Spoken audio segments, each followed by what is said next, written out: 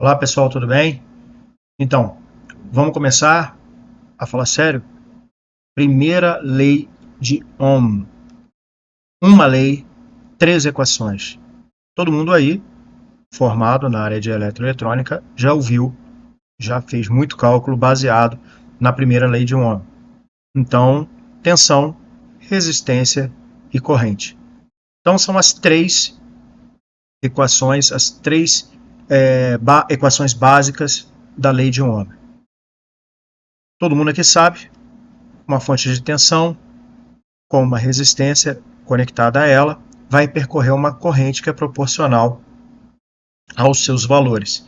Então, aqui no caso, nós temos uma tensão de 10 volts numa bateria, um resistor de 10 ohms, então circulará uma corrente de 1 ampere.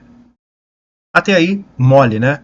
Só que a gente precisa, muitas das vezes, fazer cálculos rápidos, e nem sempre os números serão assim, redondinhos nas provas para ROV.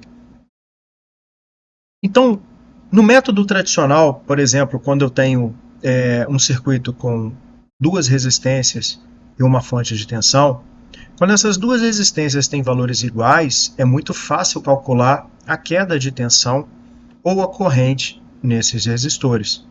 Então, no método tradicional que a gente aprende na escola, a gente acha a resistência equivalente, 10 mais 10, 21 ohms, achamos a corrente total, 10 volts dividido por 20 ohms dá meio ampere.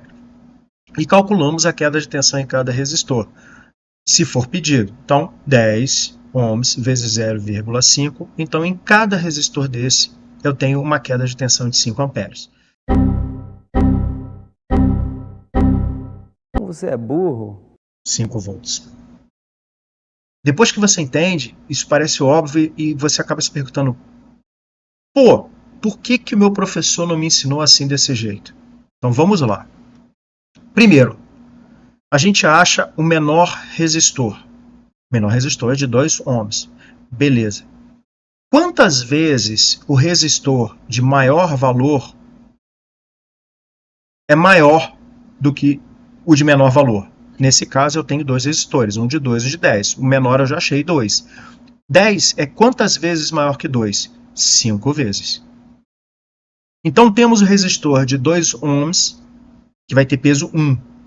E vamos ter o resistor de 10 ohms, que tem peso 5, porque ele é 5 vezes maior do que o outro resistor. O que a gente faz agora? Somamos os dois pesos.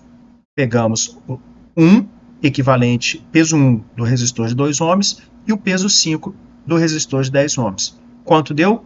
6. O que a gente faz agora? Agora a gente pega a fonte de tensão e divide ela pela quantidade de pesos. Por exemplo, 10 dividido por 6 vai dar 1,66. Então, em cima do resistor de 2 ohms, eu tenho uma queda, valor de um peso, de 1,66 ohms. Então é fácil agora você descobrir a queda de tensão em cada um dos resistores. E eu não preciso nem saber a corrente. Para resistor que tem peso 1, 2 ohms, temos uma queda de 1,66. Para o resistor que tem peso 5, que são 10 ohms, temos uma queda de tensão de 8,3. Estou arredondando, tá? Isso vai acontecer nas provas também. Então, se nós somarmos 8,33 mais 1,66, nós vamos ter aí os 10 volts. Então, se você quiser fazer isso na marra, calculando a corrente, você pode fazer. Porém, desse jeito é muito mais rápido. Beleza? Então, a gente termina esse vídeo aqui, a gente vai dar outro exemplo num próximo vídeo, porque senão estoura os 5 minutos. Beleza? Olha aí o que a gente tem pela frente. Até lá!